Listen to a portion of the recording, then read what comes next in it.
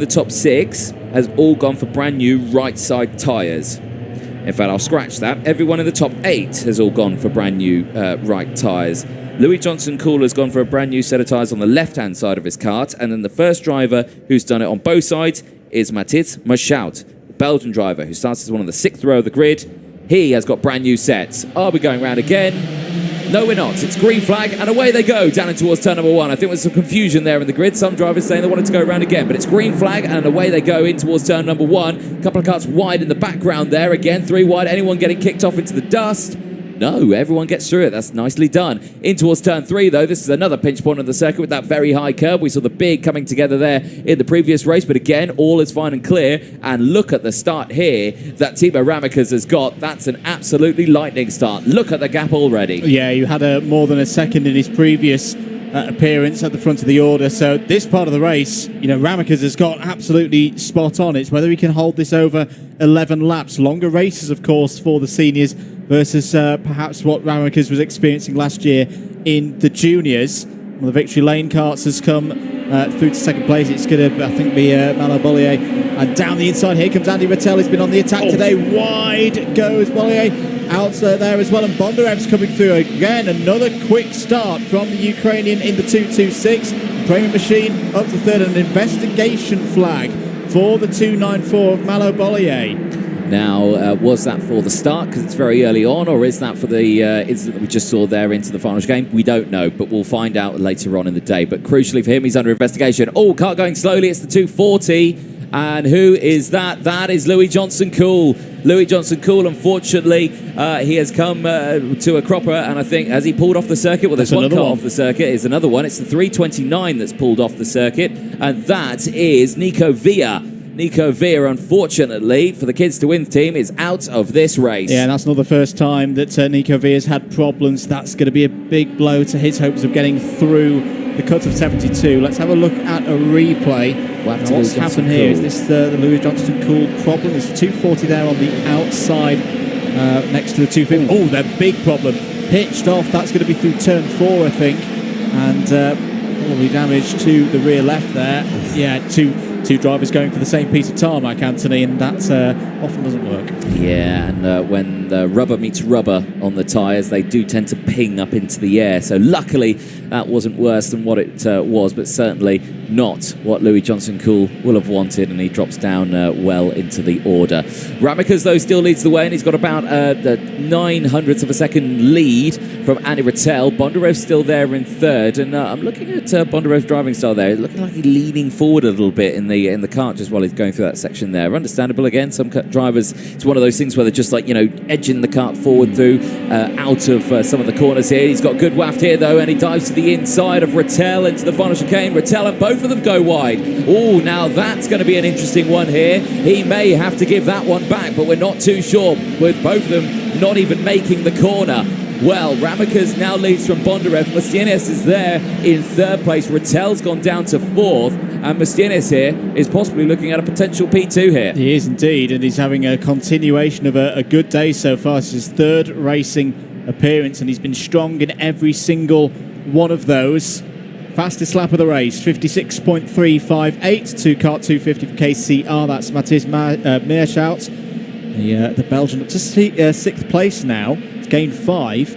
Biggest move of the race so far, Aaron Garcia up 15 and into the top 10 now. Let's have a look at this again. This is Bondarev and Rattel going into the chicane. There might be the slightest little touch there. They both cut the chicane quite clearly. Interesting to read how that one goes. That certainly so is another angle of it. I don't think there was any contact. Well, actually, yeah, I think you're right. There could have been a bit of contact there, but clearly both of them didn't make the corner after the move was made. So, take that however you will, as Rattel then immediately had to defend from Malo Bollier. And one of the questions will be, clearly they both didn't make the corner, but could they have made the corner? That's what will be being asked. There's a couple of warning flags coming up for the 250. That's Meerschout, so that progress is going to be arrested from 5th place. Add 5 seconds, that's going to drop him all the way at the moment, down to 18th, 17th place, that kind of region. Also out there, the 329, that's Villa, isn't it? Well, Nico Villa is out of this race anyway, so that's not going to come to any effect at all. Back with our battle for second place, Bondarev, Mustienes and Rattel. 1, 2, 3. They are now joined by Mathis Meerschout, but as mentioned, 5-second penalty for the Belgian. Yes, indeed. Well, that gap has not come down yet. In fact, it's actually gone up. It's 1.1 seconds now between Ramekers and Bondarev. Across the line they go. So, again, it's just staying at a nice, calm pace at the moment. But Masiena still there in third place. Rattel still there in fourth. And Michels is there in P5, but with that 5-second time penalty, well, you got to think, well, he's probably thinking, right, I need to gain these positions now, otherwise I'm falling right down into around P15. Yeah, he needs to gain these positions, get up the road as Rattel goes down the inside for third place past Mustienes. The worst news for Mirshout right now is a big battle right in front of him. He actually wants these guys to stay in line, try and close Ramekers down, and in turn stretch the field out so he moves his final position up a bit higher. From where would it be at the moment? He'd be around 6.6 seconds. Yeah, still 17th, 18th. He's not actually progressing up the order at the moment. No, exactly that. So he does have to be very careful here as he looks to the inside here into the final corner. Gets it done, and that's a nice overtake. That will help him out, gaining that time and gaining those positions. So this is good stuff. Then for Matthias Michels there, who has got that 5-second time penalty. Back in the front, gaps come down, less than a second now. Bondarev is closing in at a slight rate here. I don't think it's a rate that will mean that he will catch up by the end of this race, but certainly closing in. Rattel still having to deal with the pressure now of Matthias Michels, who is just behind. Adrien Masiena still there, P5 for Bollier, Ruben Moya, Garcia having a good race on this one. Adam Garcia, 17 places gained. He's had a brilliant first few laps. Just keeping an eye on that gap. But you say that the gap... No, I'd agree with that. That the rate at which the gap is coming down between Ramekers and Bondarev isn't at a rate that would worry the leader at the moment. Down the inside, Mirshout again. These are the moves he needs to make. He's up to P3 on the road. Let's see where the penalty would drop him to now. He's 1.45 behind, but here comes Rattel back at him, trying to get back up the inside. He's started to gain places now. 6.5 seconds off the lead would stick you around 15th place.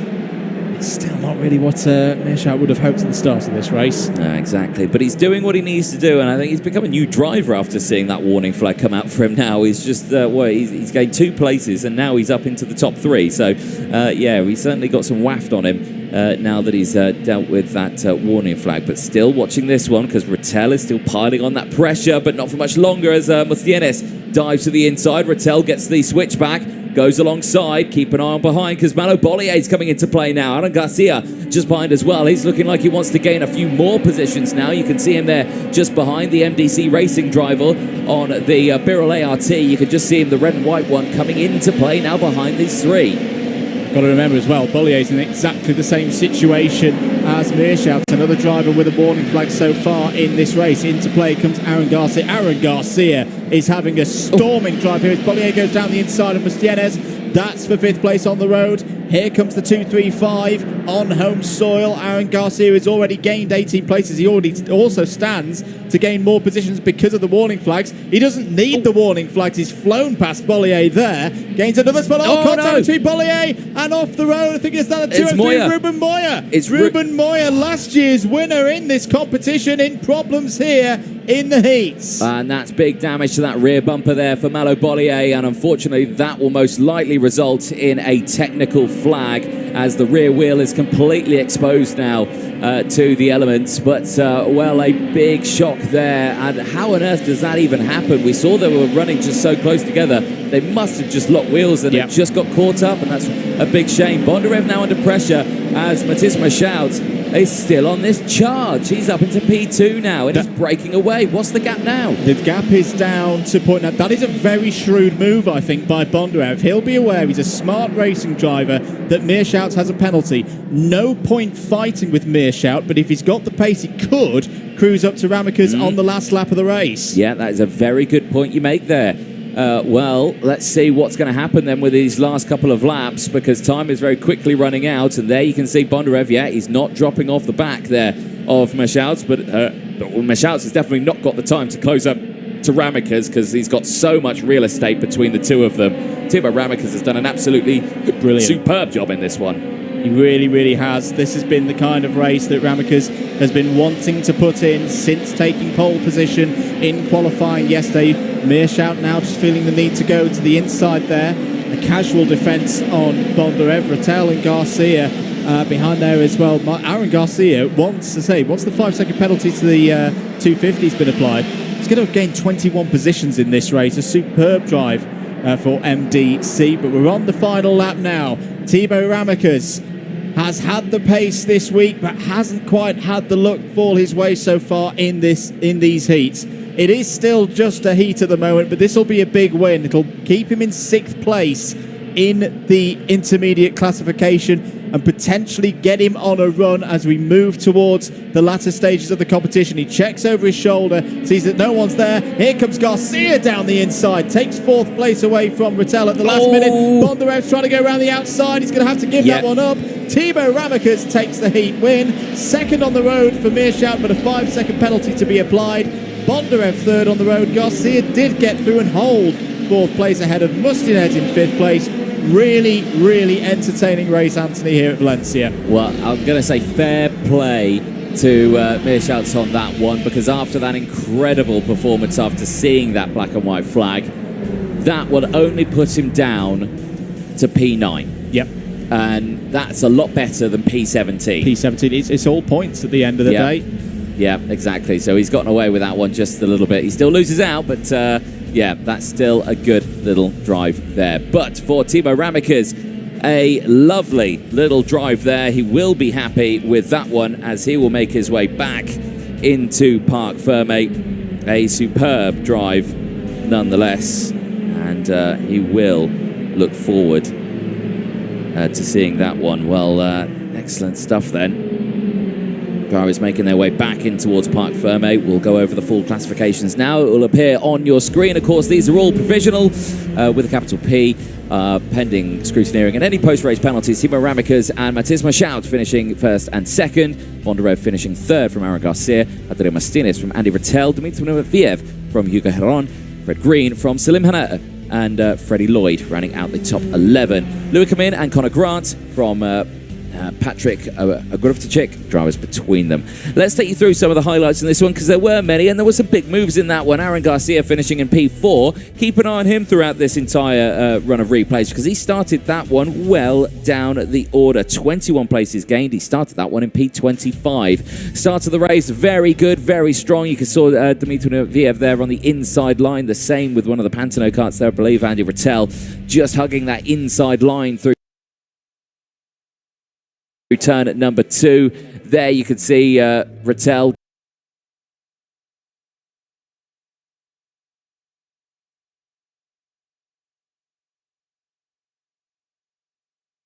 going wheel to wheel with Malo Bollier. Bollier, unfortunately, losing out a couple positions there and allowing Alexander Bondarev to get through, as well as a couple more drivers. Big moment there for Louis Johnson-Cool.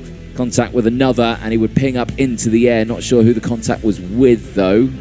Orange helmet. I think that was with Matthias Meerschout there, the KTR racing driver. But then there was this controversial moment here. Alexander Bondarev down the inside of Andy Rattel, but both of them going off the track. And again, very interesting one, because usually that would be, well, that's a failed overtake, and you would have to give that one back. But position stayed as it was, and then Rattel, unfortunately, would have to defend from Malo Bollier, and he would lose out to Andrea Martinez as well. So big changes all the way through that one. Hugo Heron also closed in as well. So there were some big battles happening all the way throughout this field. As down the inside, the 250 making his way through. That is Matthias Meerschout just making those positions well known and just siding his way through the field. He would finish in P2 on track, but with that 5-second penalty, he would fall down the order. That moment there, Malo Bollier and Ruben Moya, just an uncontrollable incident. Both of them stuck on each other. They couldn't do anything, and well, what happened here? Okay, just tucks in. He's on the inside line, and yep, they just ping wheels and get caught up with each other. That is very unfortunate. Well, Bollier will express his opinion there, and so would Ruben Moya. Moya saying, "Why did you turn in on me?" And Bollier saying, "Why did you go down the inside?" Back here, though, Bondarev dropping down to 3rd to Matthias Meerschout, but Bondarev would try and fight back. Aaron Garcia with that very gutsy move down the inside there of Andy Rattel. Adrien Martinez would also get the move done into the final corner as well. He would lose 2 in 1. The final ditch attempt there from Alexander Bondarev to try and gain that position, would run wide, would relinquish the spot, and Matis Machat would take second. But of course, 5-second time penalty would actually go to Alexander Bondarev, taking second overall from Aaron Garcia. So